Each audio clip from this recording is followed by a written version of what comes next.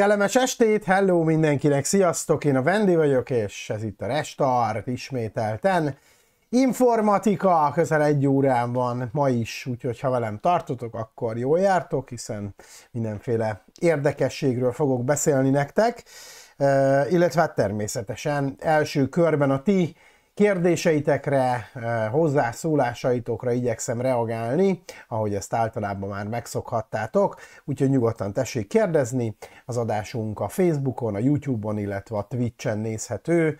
Az elérhetőségeket alul látjátok folyamatosan kiírva, de hát gondolom én nem kell már senkinek bemutatni, hiszen ugye már valamelyik platformon nézitek a műsort, hogyha éppen látjátok azt, amit mondok.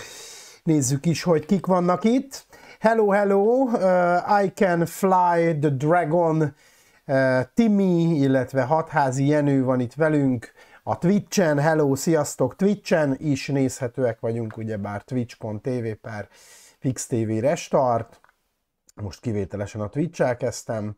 Jön a YouTube, youtube.com/FixHDTV. Itt is elérhető a műsor, a Restart élőadása is, illetve persze a FixTV összes többi adása is. Itt Kertész Janit, Szegi Gábort, Hegyi Fülöpöt, Pásztor Danit, Balog Petit, bocsánat, Balog Zsuzsit mondtam, ő a Facebookon szokott lenni, Balog Petit köszöntöm, Jogi Ber itt van velünk, itt van Kovács Pali, Olasz Csabi, Kovács Géza, itt van Hajnal Feri is, Piet Komiki, Timi természetesen a YouTube-on is, gépjármű kárrendezés is megérkezett, mindig nagyokat mosolygok a neveden, kedves gépjármű kárrendezés. Szilágyi Lacit is köszöntöm, Delkort, Rigó bácsi, Jenő elmaradhatatlanul, itt van velünk Józsika, Laca, itt van Rácz Sanyi, Pap István.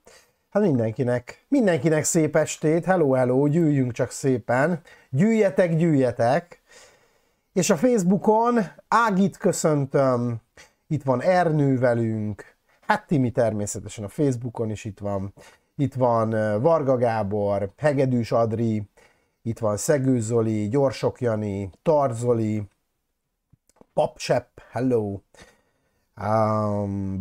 Puskás Marci is, Vendi, neked jó restartolást, köszönöm szépen.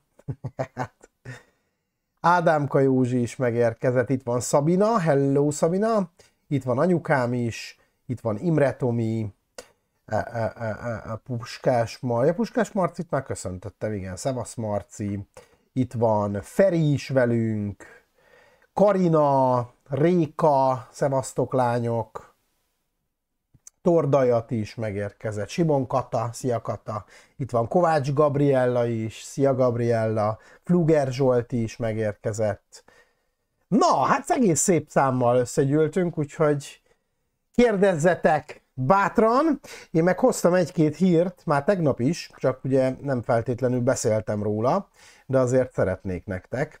Az egyik az, hogy novembertől az utolsó mobil szolgáltató, a Jettel is lekapcsolja a 3G szolgáltatását, ezzel Magyarországon teljesen megszűnik a 3G mobil technológia. Úgyhogy ha valakinek olyan mobilja van, ami csak 3G-t támogat és nem tudja 4G-t, akkor érdemes, vagy hát célszerű valami korszerűbb mobilra váltani, ugyanis már csak pár hét van hátra, mielőtt Magyarországon végleg megszűnik az egykoron forradalminak számító 3G-s mobil hálózati technológia. Elsőként a Telekom lépett, még 2022 közepén, majd 23 elején a Vodafone is lekapcsolta a 3G-t. A Jettel, vagyis a hálózatát tulajdonló és üzemeltető Cetin Hungary kis lemaradással követte a két szolgáltatót, igaz a 900 MHz-es frekvencia sávban üzemelő 3G-nek már ők is búcsút intettek 2022-ben, azonban maradt a 2100 MHz-en lévő tartomány, de ez is egyre inkább ritkul, és már azt is tudni, hogy mikor búcsúznak el véglegesen a 3G-től, november 13-án, ez derítette ki a HVSV. A nevezett dátumot követően Magyarországon egyetlen szolgáltatónál sem lesz elérhető már a 3G. Ez azt jelenti, hogy amennyiben egy készülék nem képes kezelni legalább a 4G-n 4G-t, akkor azon mobil internetezni a jövőben nem lehet majd. Hívást indítani és fogadni, valamint SMS-t küldeni vagy fogadni, ahhoz természetesen a 2G technológia is elegendő, tehát azok működni fognak a továbbiakban is, azonban internetezni, tehát mobilnetezni majd nem lehet. Természetesen ma már minden új szolgáltatói kínálatban szereplő készülék minimum 4G képes, így érdemes megfontolni a váltást. Ha az otthoni Wi-Fi-től szeretnénk távolabb is netezni esetleg, vannak, akik még mindig nem használják a mobil internetet, ugye mert hogy drága, meg attól félnek, hogy túlforgalmaznak, és akkor jön a nagy telefonszámla. Hát oda kell figyelni, illetve hát olyan tarifát, olyan előfizetést kell választani, amiben valamekkora mobil internet lehetőség, tehát adatforgalmi lehetőség belefoglaltatik. Én azt gondolom, hogy manapság szerintem mindegyikben valamennyi van, úgyhogy és a legtöbb szolgáltatónál nem lehet túlforgalmazni, ugyanis egyszerűen leáll a net, tehát nem lesz net, hogyha eléred azt az adatforgalmi korlátot, és elő kell fizetni plusz adatcsomagokra ahhoz, hogy netezni tudj. Tehát attól nem kell félni, hogy véletlenül túlforgalmazol, és akkor majd nagy lesz a telefonszámla, mert úgy tudom, hogy nincs is nagyon ilyen, talán egy-két előfizetésnél létezik ilyesmi, de akkor is az történik, hogy lelassítanak, tehát hogyha nem is megáll, hanem lelassítják 64 kilobitre, tehát észre fogod venni, mert alapból lassú lesz az internet. Jó? Úgyhogy 3G off, kérem szépen. A PC eladásokról beszéljünk még egy kicsikét. Van egy olyan terület ugyanis, ahol még az Apple-nek sem megy annyira a szekere, mégpedig ez a PC-s piac, de már látszik a fény az alagút végén. A Covid... Mi ez? Valami bogár belement a számba. A Covid-19 megjelenését követő pandémia és ennek hatására jelentősen elterjedő távmunka jót tett a PC-s piacnak, az eszközbeszerzés az egekbe ugrott, ami rekord eladásokat eredményezett. A felfutás persze nem tartott sokáig, tavaly óta ugyanis folyamatos a visszaesés, és a legújabb harmadik negyedéves adatok sem túlságosan rózsásak. A piacot monitorozó IDC friss adatai szerint 2023 harmadik negyedévében az előző év azonos időszakához képest 7,6%-kal csökkentek a PC eladások, összesen 68,2 millió asztali, illetve hordozható számítógép talált globálisan, és az 5 legnépszerűbb gyártó közül a második helyen álló HP tudott javítani a mutatóin a tavalyihoz képest, méghozzá 6,4%-kal. Ennek ellenére továbbra is a Lenovo áll az első helyen, a legnagyobb buktát pedig az Apple szenvedte el a maga mínusz 23,1%-os mutatójával, amíg tehát a mobilok frontján az ottani csökkenő eladások mellett is hasítani tudott a cég, addig PC-s fronton nem igazán jött neki össze ez a bravúr, és ha valaki vizuálisabb típus, akkor lehet, hogy a grafikonokból jobban ért, vagy ilyen infografikákból, úgyhogy mutatom akkor nektek ezt egy ilyen táblázatszerű, egy táblázatban gyakorlatilag, ahol is ugye a top 5 cég világszerte ugye a PC-s eladásokat tekintve, ugye láthatjuk az éves növekedést, illetve a piaci megoszlást. Első helyen a Lenovo, második a HP, harmadik a Dell, negyedik az Apple, ötödik az Asus, és utána jön az összes többi, és jól látszanak egyébként a 23 harmadik éves eladások. A Lenovo tudta 16 ez millió darab? Igen, millió darabbal gyakorlatilag tartani a frontot, az összes többi egy picikét csökkent. Sőt, igazából a Lenovo is csökkent, de az egy egész minimálisat. Tehát, hogyha azt nézzük, akkor tavaly 16,9% volt, most 16%, és 23,5%-át, vagy nem százalék, bocsánat, eladott mennyiség, tehát 16,9 millió eladott mennyiség, most a harmadik negyed évben meg csak 16 millió. 23,5%-os egyébként a piaci részesedése, tavaly ez egy kicsit kevesebb volt, 22,9. Jó, itt látszanak tehát az eredmények. Jó, remélem mindenki elolvasta, úgyhogy megyek tovább az ügyben, mert van ám itt még hozzá egy-két érdekesség. A szakértők ugyanis arra hívják fel a figyelmet, hogy már látszik a fény az alagút végén.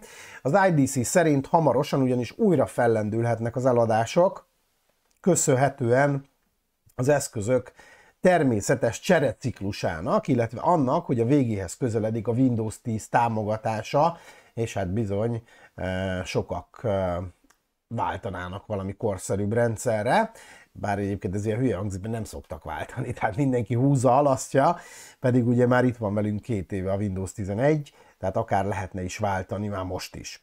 A piac felélénküléséhez ráadásul az is hozzájárulhat, hogy a jelenlegi információk szerint jövőre csak egyszerűen ennyire álmos vagyok, ilyenkor este már. Szóval, hogy Windows 12 érkezik 24-ben. Jó? Na, még magamat is unom, annyira álmos vagyok. Beleásítok magamba. Jó, menjünk tovább. Jelszómentes világ, mennyire örülnénk neki. Nincs olyan messze ez, sőt, igazából már itt van. Egy jó ideje itt van, csak még annyira nincs elterjedve. Most a Google talán megteheti az első fontos lépést a jelszómentes világ megteremtése felé. Többen föllélegezhetnek, nem kell feleslegesen jelszavakat megtanulni. Mondjuk a jelszókezelővel eddig is meg lehetett ezt oldani, de most képzeljétek el, már jelszóra sem lesz szükség. Nem sokára ahhoz, hogy bejelentkezzünk egy-egy hozzáférésünkbe. Nos, a Google minden szolgáltatásánál előnybe fogja részesíteni az úgynevezett passkey, vagyis azonosító kulcs használatát. A Google október 10-én jelentette be, hogy az év elején indított tesztidőszakot követően mostantól minden szolgáltatásánál előnyben részesíti a passkey alapú, tehát a jelszómentes azonosítást, illetve más cégek termékeinél is elérhetővé válik a lehetőség. Ez a gyakorlatban azt jelenti, hogy a jelszó használatkor a Google felajánlja az áttérést a passkey-re, amennyiben az éppen használt böngésző, operációs rendszer vagy alkalmazás kompatibilis ezzel a megoldással. Mi a lényege ennek a passkey-nek? A passkey alapú azonosítás lényege, hogy lehetővé teszi a PIN kóddal, arc vagy új lenyomat azonosítással, vagy akár hardware kulcs használatával történő bejelentkezést azon eszközökről, értsük itt a mobilt, a táblagépet, laptopot, asztaligépet, amiket rendszeresen használunk. A jelszavak ettől függetlenül persze nem szűnnek meg, de csak akkor lesz rájuk szükség, ha egy olyan eszközről jelentkezünk be a passkey-jel kompatibilis szolgáltatásba, honnan ezt még korábban nem tettük meg, illetve nincs lehetőség a szinkronizációra. A passkey egyik legnagyobb előnye a hagyományos jelszavakhoz képest, hogy nincs szükség a szolgáltatásonként változó kódok megjegyzésére, illetve közel lehetetlenné teszi, hogy illetéktelenek visszaéljenek a belépési adatokkal. Nem elhanyagolható előny továbbá, hogy ez a megoldás a beléptetés folyamatát is felgyorsítja, hiszen kódok bepötyögése helyett elég beolvasni az arcunkat vagy az új lenyomatunkat, és már is be lehet jelentkezni. Ugye ezt applikációknál már látjuk, elég sok helyen van erre lehetőség. Bár a Google szeretné, hogy ezen megoldása gyorsan elterjedjen, de a passkey használata nem lesz kötelező. Amikor a Google felajánlja a lehetőséget, bárki dönthet úgy, hogy nem kíván élni vele, és továbbra is marad a klasszikus jelszavak használatánál. Pedig hasznos, a mobilunk tud passkey-ként működni, tehát bármikor, hogyha akár egy böngészőbe be akarunk valahova jelentkezni egy olyan szolgáltatásba, ami támogatja ezeket a passkey-t, vagy azonosító kulcsot, akkor a mobilunkra érkezik úgymond egy értesítés, amit nekünk mondjuk az új lenyomatunkkal kell jóváhagyni, és már is bejelentkezik. Tehát így működik a dolog. Banki alkalmazásoknál láthattatok már teljesen hasonlót. Ott ugye PIN kódot kell megadni, vagy új lenyomattal lehet bejelentkezni, illetve mondjuk a fizetési, tehát amikor indítasz mondjuk a webről egy fizetést, akkor azt is egy ilyen, hát az én alkalmazásomban legalábbis egy új lenyomattal kell jóváhagyni. Tehát jön egy push értesítés, megmondja, hogy itt most egy fizetés fog történni. Én ezt jóváhagyom el, ha igen, akkor új lenyomat, megerősítés, jóváhagyás, és rögtön ugrik is tovább. Na, valami hasonló lesz a bejelentkezés is egy-egy felületen a jövőben, és akkor nem kell jelszavakat pötyörészni. Oké? Na, aztán tessék frissíteni a Windows-t, ugyanis 3 fontos sebezhetőséget javítottak a patch kedden. Október 10-én, azaz tegnap előtt a Microsoft menetrendszerűen közzétette a legújabb hibajavításait, és a legújabb csomag nem kevesebb, mint 104 sebezhetőséget foltoz be, közöttük olyanokat, amelyek magába a Windowsba vagy az Office-ba voltak benne. A javítások közül 12 kapott kritikus besorolást, míg 3 darab nulladik napi sebezhetőség. Ez ugye annyit jelent, hogy gyakorlatilag a rendszer megléte óta benne van, és már azelőtt kihasználták, hogy létezett volna rá megoldás. Ezek közül az egyik a Sky for Business-nél tette lehetővé a jogosultság kiterjesztést, a másodikkal helyi támadók lophattak jelszavakat, a WordPad-en keresztül, végezetül pedig foltozásra került egy olyan hiba is, ami a Windowsokon futó webszerverek ellen segített túlterheléses támadást indítani, de hát ezt gondolom én sokan nem használtátok. Már nem a túlterheléses támadás, hanem a Windows beépített webszerverét, mert miért akarna valaki, hát sokan akarnak weboldalt, oké, de nem otthon futtatjátok a gépeteken, gondolom én. Fontos továbbá, hogy a legújabb frissítés az utolsó a Windows 11 első kiadásához, tehát ha valaki még nem telepítette a tavalyi 22H2-es verziót, annak érdemes ezt pótolni, különben a jövőben nem fog frissülni az operációs rendszere. Az új csomag érkezését napokon belül jelezni fogja a Windows rendszer, egyébként nekem már jelezte tegnap, az egyik gépen, a másikon ma, de ezt még például újra se indította, fölment már a telepítés, de még várat magára az újraindítás. Az új csomag érkezését, tehát napokon belül jelzi mindenkinél a rendszer, de ha ezt valaki nem kívánja megvárni, akkor a Windows Update menüpontban manuálisan is el lehet indítani a telepítést. Érdemes tehát, mert 104 sebezhetőség, tehát ez milyen brutálisan soknak hangzik, ugye? És végül egy érdekesség, vagyis hát nem is annyira érdekesség, inkább szomorú hír, de hát reméljük, hogy lesz rá megoldás. Annyi energiát fogyasztanak a mesterséges intelligenciák, hogy az valami brutális. Csak a Google mesterséges intelligenciája annyit fogyaszt, mint Írország egy év alatt. Egy friss tanulmány szerint annyi GPU kellene a Google mesterséges intelligenciájának üzemeltetéséhez, ami jelentősen megdobná a vállalat által használt energia mennyiségét. Egyelőre nem látni, hogy mi hozhatja el a javulást. Az OpenAI által fejlesztett ChatGPT megjelenése óta a mesterséges intelligencia iránt komoly érdeklődés mutatkozik. Ennek köszönhetően az M1 kiszolgáló csippek iránt is megnőtt a kereslet. Az egyik legtöbb ilyet gyártó és szállító cég az Nvidia, ami rekordot jelentő 16 milliárd dolláros bevételről számolt be az idei év júliusában lezárult negyedévében. De nem az Nvidia az egyetlen, aki ilyen eszközön dolgozik. A Google és az Amazon már rendelkezik saját csippel, a Microsoft pedig a pletykák szerint a jövő hónapban mutatja be majd saját hardverét. Mindemellett az OpenAI is saját eszközt szeretne, amihez vagy fejlesztés, vagy pedig felvásárlás útján jut majd hozzá. Mindez azt jelenti, hogy a mesterséges intelligencia iparának karbon lábnyoma jelentős mértékben növekedhet. Hogy mennyire, azt egy friss tanulmányi eredmény mutatja is, amivel kapcsolatban az Amszterdami Egyetem tudósa Alex de Vires írt egy cikket egy tudományos folyóiratba. A tanulmány a nagy nyelvi modellek szén lábnyomát számította ki. A ChatGPT például, aminek működése mögött 10.000 Nvidia GPU húzódik meg, 1287 megawatt per óra áramot fogyaszt. Tehát 1287 megawatt óra. Ez egy átlag magyar háztartás körülbelül olyan, hát fél év alatt fogyaszt el ennyi energiát nagyjából. És akkor még lehet, hogy nem mondtam olyan sokat.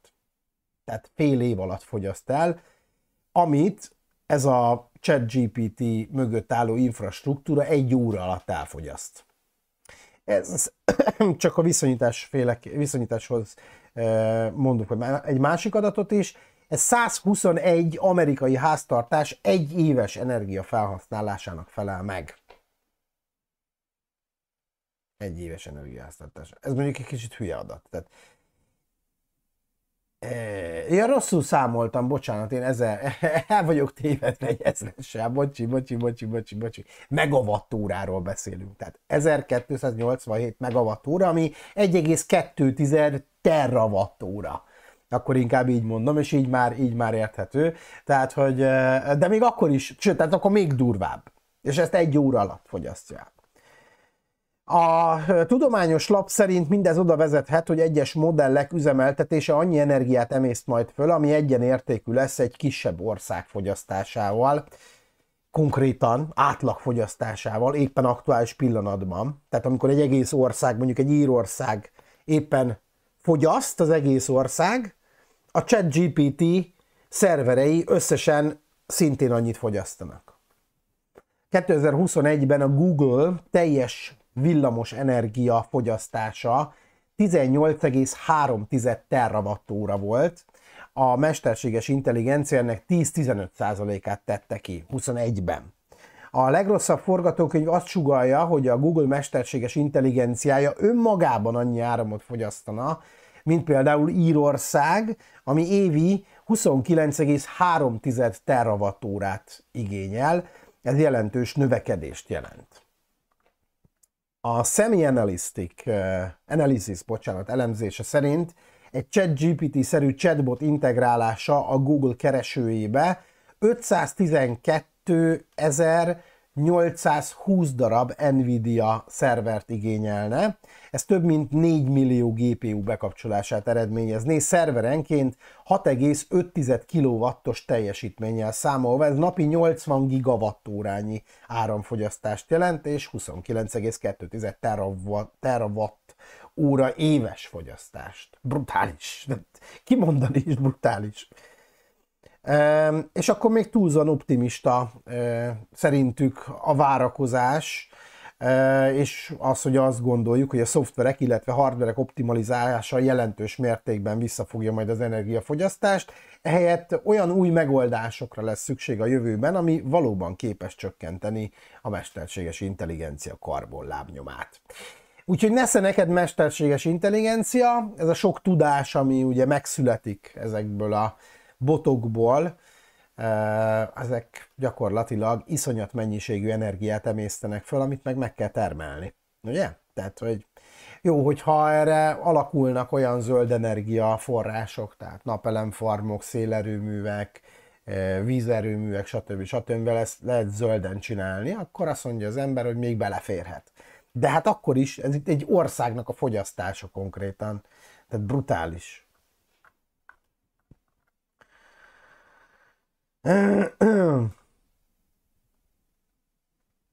Na, hát ennyit akartam. Ennyit akartam nagyjából nektek, mint friss újdonság mondani. Mostában visszaszoktam a hírolvasásra, észrevettétek? Pedig nem szándékos, csak történnek dolgok, amiket úgy gondolom, hogy el kell, hogy nektek mondjak.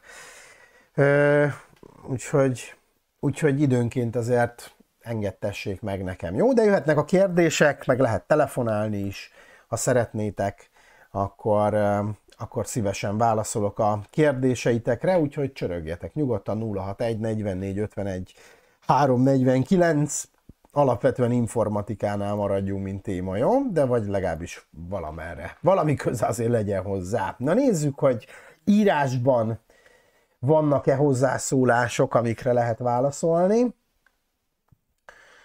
Viszonyításképpen írja Ernő, a Paksi erőmű összteljesítménye 1485 megawatt óránként. Óránként. Jó, tehát hogy azért itt tegyük hozzá mindig, hogy óránként. Igen. Tehát gyakorlatilag egy Paksi atomerőművet megeszik. Ugye, mert azt olvastuk, most bezártam már, basszus kulcs, de megnyitom újra, csak ugye kíváncsiság kedvéért. Mennyi adatot olvastam? Igen. Tehát 10.000 Nvidia GPU, ami a ChatGPT működéséhez kell jelenleg, az 1287 megawatt-óra áramot fogyaszt. Miközben egész Paks 1800 vagy 1485 megawattot tud. Tehát gyakorlatilag egy paksi atomerőmű kell hozzá, hogy ez működjön. Szép, mi? Jó, mi kis ország vagyunk, azért ugye nagyobb országoknál sokkal több energiára van szükség, tehát többet is kell előállítani, tehát valószínűleg megint csak nem Magyarország a mérvadó, de hát ha így nézzük, akkor ez gyakorlatilag kell. Kell ahhoz, hogy ezek a rendszerek működni tudjanak. Zoli írja, bocs, nem figyeltem, hova nem kell jelszó, hova elég az új lenyomat, de most Zoli, figyelj már ide. Olvasd már a hírt, akkor majd te is. Jó, nézzél, utána Pesky, Google, Pesky, és akkor majd most ugye nem várod, hogy elolvassam neked újra. Tehát, hogy így figyelj oda. Ez nem a tanúra, hogy itt majd a tanárbácsi rendet csinál, aztán elmondja újra a dolgokat, hanem hozod a ellenőrző könyvet szépen, és már is megy az igazolatlan óra, mert nem figyelsz oda. Ha már tanárbácsisat játszunk. Na, telefonálónk van. Halló, halló! Halló, halló! Jó napot kívánok! Jó napot kívánok! Tátrai Attila vagyok. Üdvözlet, Attila! Hú, ez így nem lesz jó, hogy én később visszahallom magam, tehát azt tessék lealakítani, és a telefonba lehet hallani az én hangomat, ha minden igaz. Jó, így lehet. Egy gondom van, Igen? Gyakorlatilag a Skype-im nem működik. És az iránt érdeklődnék, hogy mit tudok ezzel tenni, ugyanis hiába írom be, felhívom azt, akivel szeretnék beszélni, kiírja, hogy az nincs bekapcsolva. Közben látom például a feleségemet, hogy én kapcsoltam be, tehát be van kapcsolva. Tud-e ebben valamit segítséget adni? Őszinte leszek, én nem tudom már, hogy a Skype, tehát mint úgy a Skype, én bevallom őszintén, hogy 3 vagy 4 éve nem használtam Skype-ot, mert hogy így már annyi más ilyen, hogy mondjam, telekommunikációs eszköz létezik, tehát a Skype az gyakorlatilag úgymond kiment a divatból. Nem tudom. Lehet, hogy ilyen verzió problémák vannak, tehát hogy nincs lefrissítve, le kéne frissíteni mindkét gépen a Skype-ot, és akkor lehet, hogy összejön a kapcsolat. Nem tudom, mi lehet ott a gond. De biztos, hogy elérhetőnek is van beállítva, hiszen ugye a Skype-nál lehet ilyet állítani egyébként, hogy annak ellenére, hogy fut a szoftver, de mondjuk láthatatlan valaki, vagy ne zavarj üzemmódban van, és akkor szintén olyan, mint hogyha nem lehetne őt fölhívni. Sőt, igazából nem is lehet. Én állítom be. Igen, de ezért mondom, hogy nem lehet, hogy az van beállítva, hogy elérhetetlen? Megnéztem, nem. Tehát elérhetőre van beállítva, tudtommal. Hát, jó kérdés. Most ezt így látatlanban nem tudom megmondani, mi lehet a gond. Szerintem ilyen verzió problémák vannak. Le kéne szedni a legfrissebb verziót mindkét gépre, és azzal megpróbálni. Jó, illetve hát mindenképpen Microsoftos accounttal kellene használni, mert a régi Skype-os elérések azok már, ha jól tudom, azt már egy ideje mondták, hogy azokat úgymond kivonják a forgalomból, tehát mindenképpen Microsoftos hozzáférés kell. Tehát, hogyha korábban valaki csak névvel használta, az már nem fog működni a jövőben. Jó, köszönöm szépen. Nincs mit, visszhallásra. Skype, úristen. Ja, le vagyok maradva benne én is, mert 1000 millió éve nem használtuk. Itt ugye a műsorban is volt egy ideig Skype elérhetőség. Hál' Istennek megszüntettük. Mindig csak a gond volt vele. Na nézzük. Azt mondja, hogy... Bocsi az elírásokért, de vadi új a billentyűzetem, túl könnyen működik, a régin már akadtak a gombok, ezen meg hasítanak. Hát akkor vond vissza, vagy nem tudom, mielőtt rányomsz az Enterre, olvasd vissza, és utána küld el. Ne reklamálj itt nekem, kérlek szépen, hogy butaságokat írsz. Tehát azért szerintem az új billentyűzet is van backspace, és lehet javítgatni, ugye, hogyha valamit elront az ember. Na kérem szépen! Szabadi Évi, kicsit nehezen jutottam ide, de végül sikerült. Üdvözlet Szegedről. Örülök neki. Örülök neki. Na mi van, ennyire nincs hozzászólás, gyerekek? Senkinek semmilyen problémája, kérdése nincs, hát minek vagyok én itt? Akkor megyek aludni. Úgyis álmos vagyok. Az előbb már itt társítoztam. Telefonálók van. Halló, halló. Halló, halló. Hello, szia, Vendi, Feri vagyok. Hello, Feri, parancsolj. Figyelj, lenne egy olyan, vagy illetve hát van egy olyan gondom, hogy van egy laptop, hoztak ide hozzám, hogy tegyen fel a Windows 10-et rá. Na most egy Acer laptop, és van ehhez egy ilyen, mit tudom én mi, ami megkeresi a sorozatszámot, és ugye úgy tudok csak fölmenni, az illesztő programokat átölteni. Micsodát?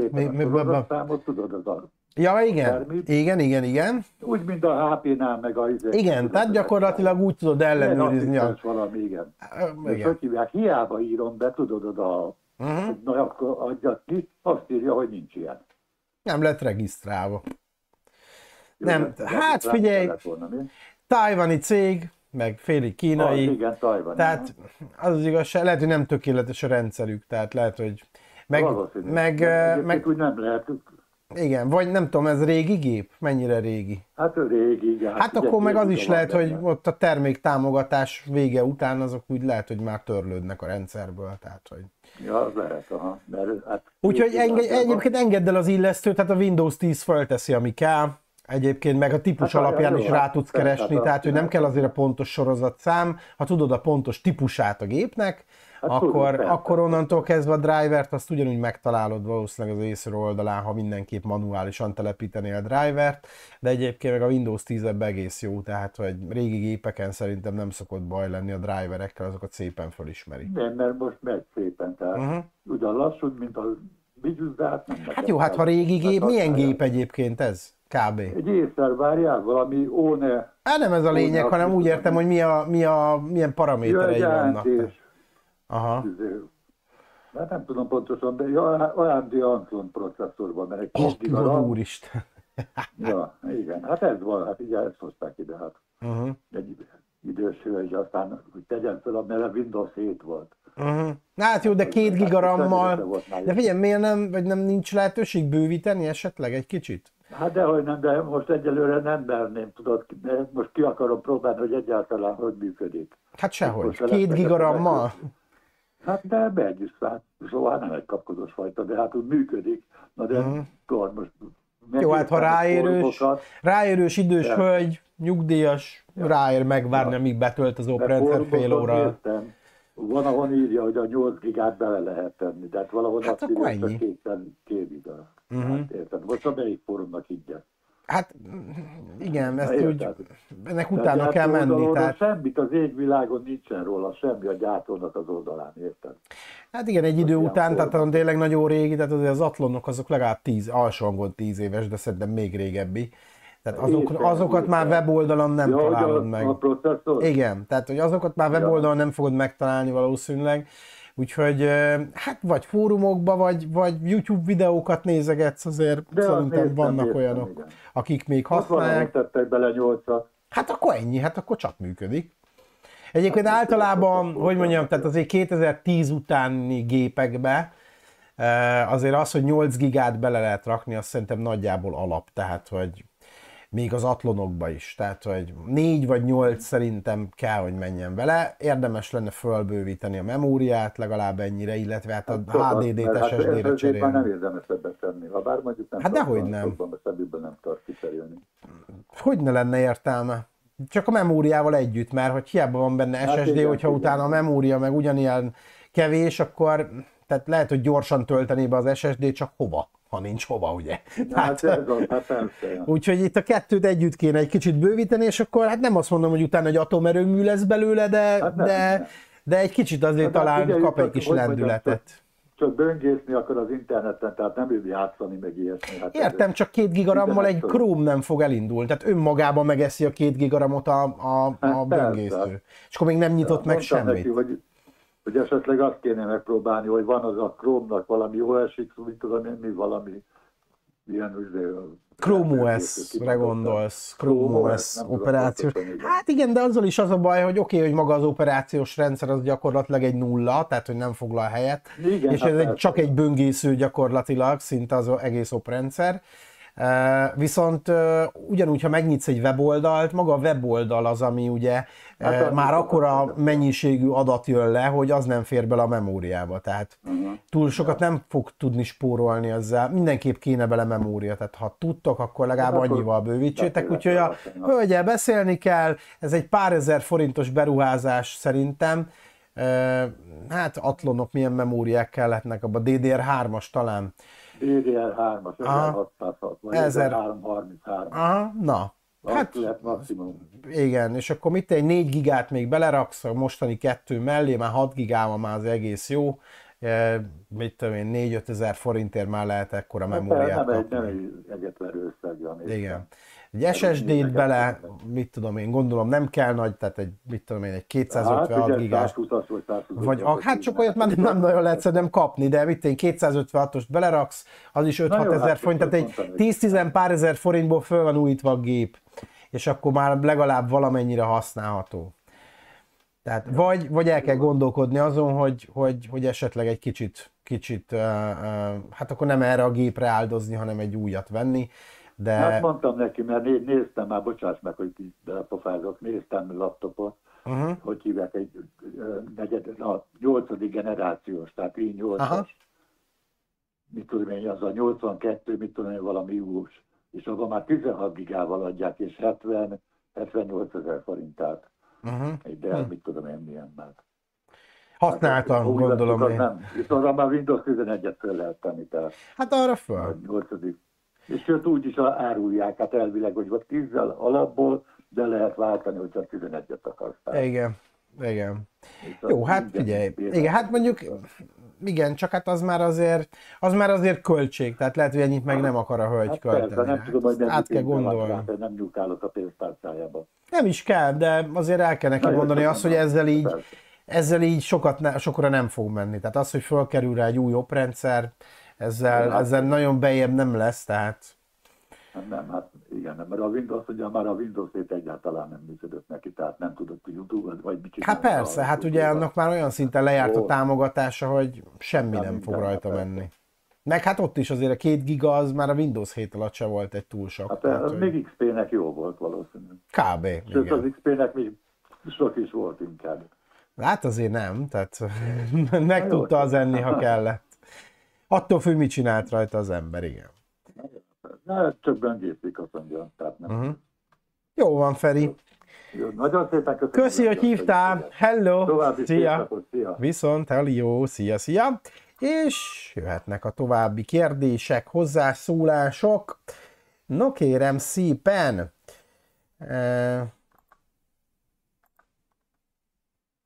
Nagy a csend. Mi van, gyerekek? Mi van? Zoom, azt mondja a laptopom is, hogy Zoom. Na jó, akkor nézzük, miből élünk. Azt mondja, hogy hol van? Itt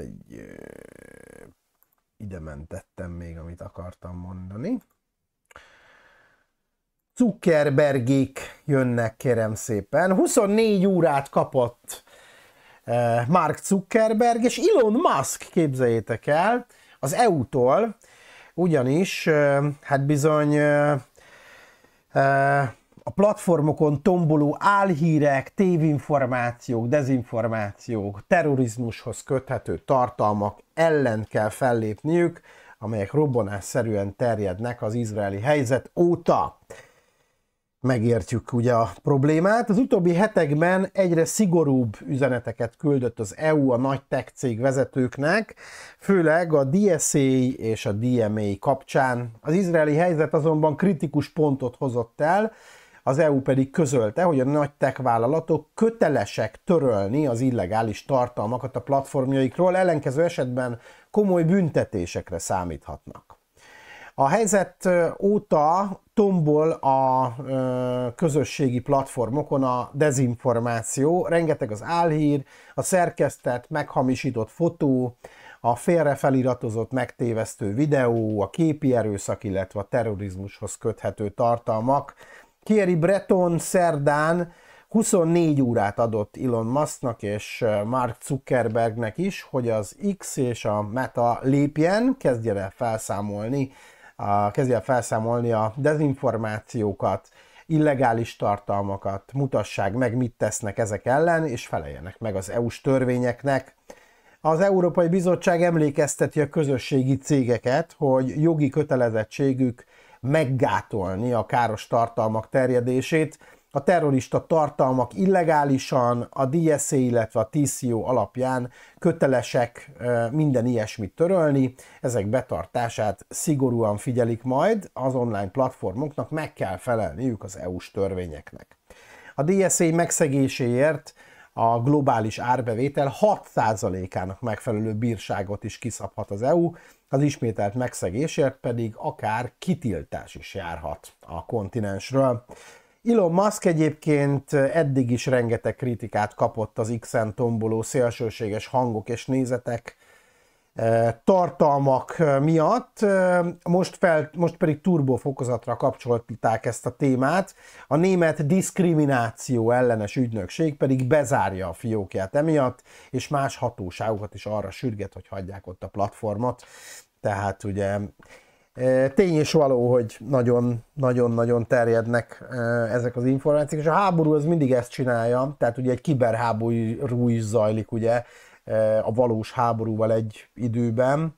Ugye ez volt, vagy hát ez zajlik az ukrán-orosz konfliktus kapcsán is, illetve ugye a héten, vagy hát a múlt hét végén kirobbant izraeli helyzet kapcsán is, és félelmetes egyébként tényleg, ami az X-en vagy lánykori nevén Twitteren zajlik, leginkább ami ott zajlik. Még a Facebook szó-szó, egyébként meglepően a Facebook még egész jól állja a sarat, tehát ők amúgy is eléggé pucolják az álhíreket, amennyire tudják. Hát ugye Elon Musk meg nem igazán foglalkozik ezzel, sőt, ő ugye úgy van azzal, hogy itt mindent szabad az ő platformján. Igen ám, csak szerintem azért ez nagyon messzire megy, hogyha olyan információk látnak napvilágot, vagy olyan információkkal van tele a net, amik nettó hazugságok, vagy hamisítványok, vagy egy olyan irányba viszik ezt az egész történetet, ami akár befolyásolhatja egyébként a háború menetét is. Tehát, és azért ez elég durva, hogy egy közösségi oldal akár ezt meg is tudná tenni,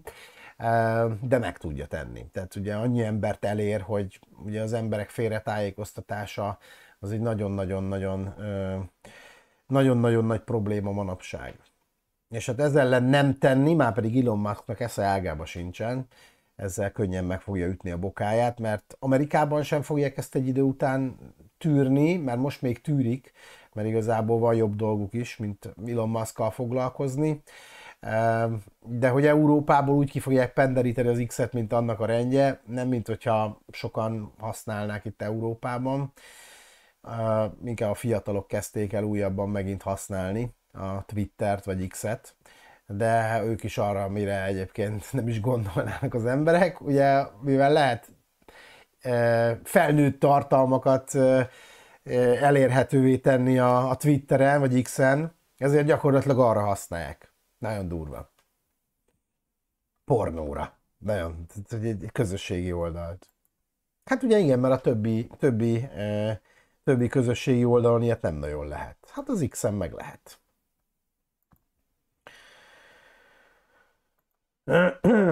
Na mi van még itt nekünk, amiről beszéljek, ha úgy van? Egyes Samsung készülékeknél, képzeljétek el, a korábbi 3, a csúcskészülékeknél 4 helyett most már 5 évre terjesztik ki a globális támogatást. Lassan már nem lesz lemaradás az androidos mobiloknál a biztonsági frissítések tekintetében az iPhone-októl. A Samsung ugyanis az eddigi 5 éves támogatási ciklust is tervezi kitolni, így legalább a nagyobb gyártók esetében tovább maradnak biztonságban a felhasználói adatok. A frissítéseket is hozó támogatási időszak rövidsége gyakori probléma az androidos készülékeknél, és volt korábban a Samsungnál is, mielőtt még átálltak volna az új rendszerre. Ebben már az Androidot 4 évig, míg a biztonsági frissítéseket 5 éven keresztül biztosítják az új készülékekhez.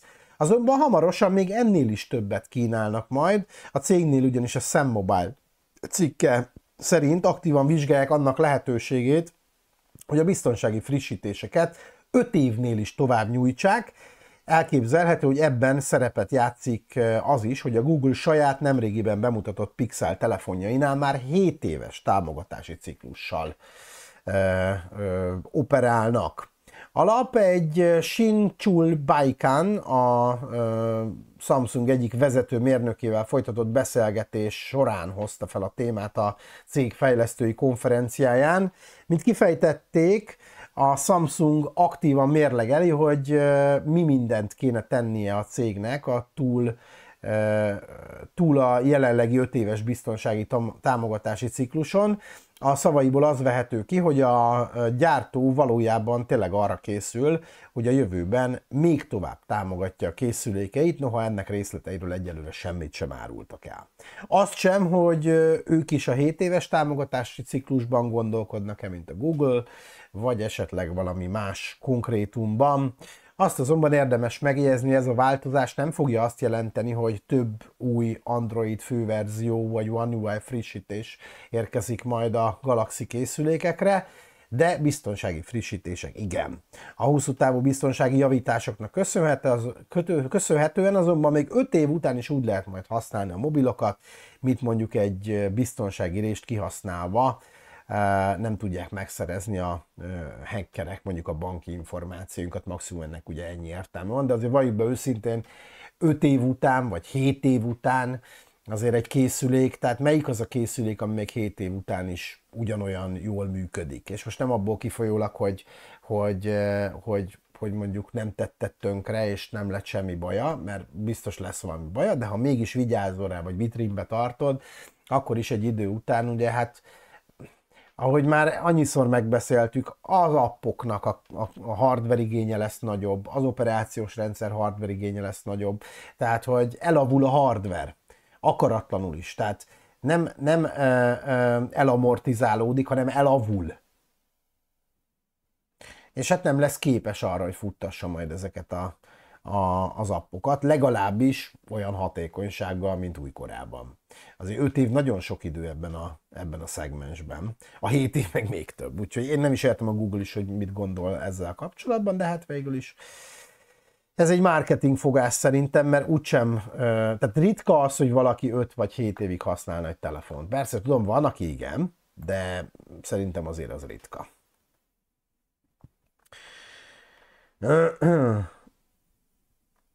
Nyitrai Tomi kérdezi, hogy lehet-e már valamit tudni a Windows 11.23 H2 érkezéséről? Nem. Nem. De amint lesz róla info, úgyis beszélek róla, de nem tudok róla semmilyen információt. Tehát annyit tudok, amennyit te is. Nem olvastam róla semmit, úgyhogy nem vagyok én se beljebb. Ezt valaki már kérdezte egyébként a héten. Aztán Delcourt írja, nem csak az X-en van felnőtt tartalom. Tényleg? Hát hol? Melyik közösségi oldalon? Mert most itt ugye arról beszéltem, hogy közösségi oldalon lehet felnőtt tartalmat posztolni. Tehát most gondold el, hogy a Facebookon lehetne ilyet csinálni. Jézus Máriusz, de ott nem lehet, a Twitteren lehet.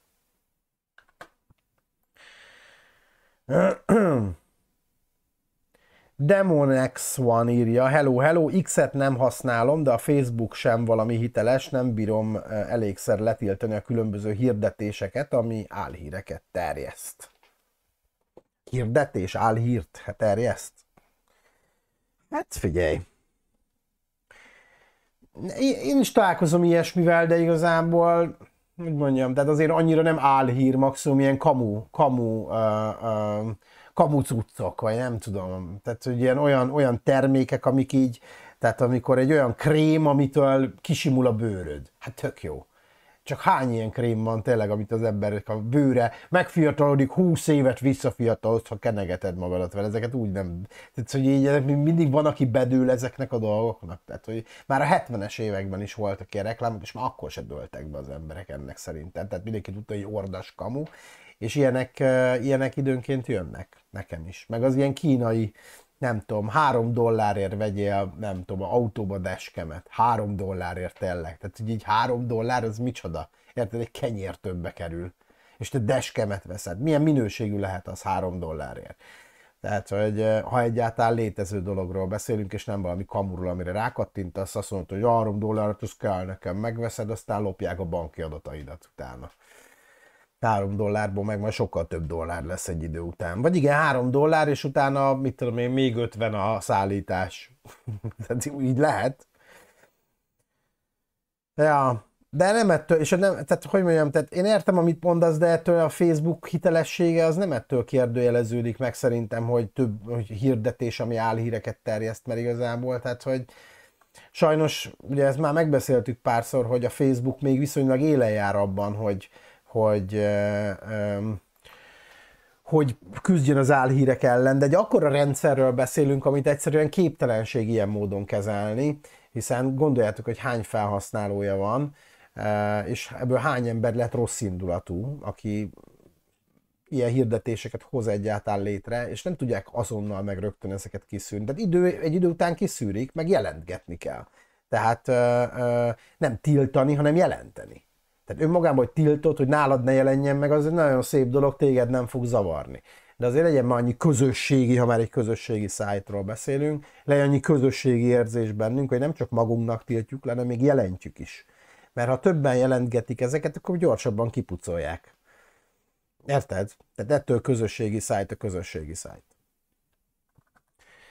Ez van, sajnos, előjönnek ezek, és ezzel nem tudsz mit csinálni, pedig tényleg higgyétek el, én nem védeni akarom a Facebookot, de mint legnagyobb közösségi oldal, ő teszi a legtöbbet gyakorlatilag az álhírek terjedése ellen, ennek ellenére rajta van a legtöbb álhír. Tehát, hogy egyszerűen nem lehet felvenni a versenyt az álhírekkel. Tehát ez már egy ilyen elvesztett csata.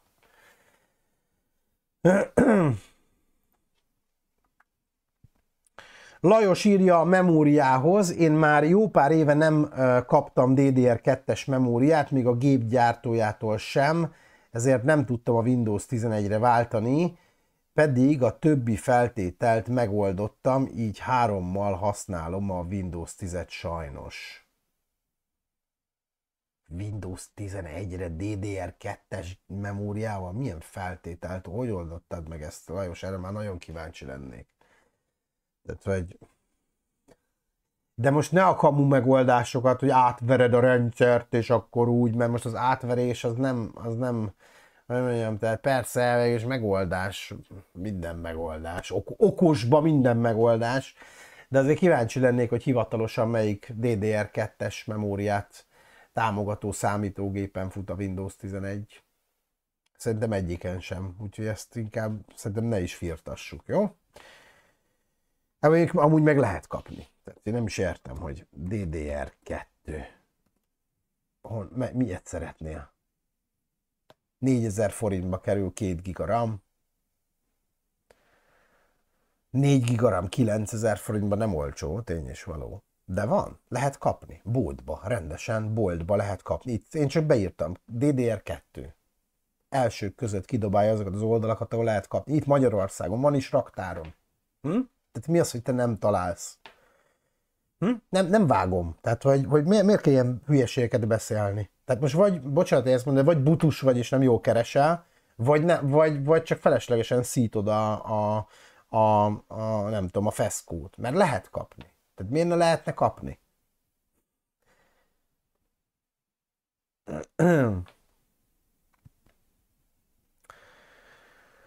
Papcsepp írja, ismer valaki egy gyorsabb szoftvert, mint az On-Track Recovery? 1000 évig tart egy mély szkennelés, és még nem volt türelmem egyszer sem végigfuttatni, 5 nap után lekapcsoltam. Hát, sajnos ez ilyen. Ez nem szoftver kérdése szerintem már egy idő után, hanem a mély keresés, az tényleg sokáig tart. Attól függ, hogy milyen mélyről akarsz, és milyen adatokat akarsz visszaállítani, és simán elképzelhető, hogy 5 nap után egyszer csak majd lefut, és utána kiírja, hogy mégsem visszaállítható az adat. Tehát ez benne van a pakliban. Ilyen ez.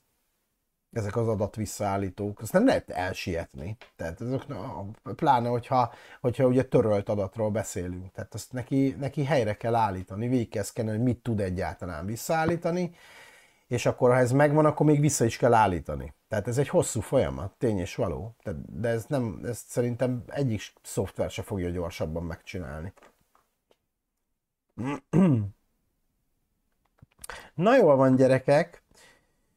Köszönöm szépen a mai... Közben itt írott, hogy szoktad jelenteni az ilyen álhíreket. Nagyon helyes. Jól van akkor. Nagyon helyes. DDR2 2002-ben a Windows XP-s PC-mben volt olyan, engedd el, kedves néző. Hát azért igen. Nem, ott még szerintem DDR1 volt, talán. Azért a 2000... Kicsit későbbre tehető azért DDR2 szerintem. Ilyen 2005? Nem is tudom, mit írtam. DDR2 Wikipédia. Na nézzük. SD RAM, DDR2, csak hogy a korrektség kedvéért, jó? Hogy ne... Igen, az elsőt a Samsung dobta ki 2001-ben, 2003-ban fogadták el, mint szabvány, 20 megahertz, 2003-tól, második negyedévétől lehet hivatalosan is kapni. Akkor jól mondtad nagyjából. Jó. Na, köszönöm a figyelmet, ennyi fért a mai adásba, holnap jövök, jó? És folytatjuk. Jók legyetek, sziasztok!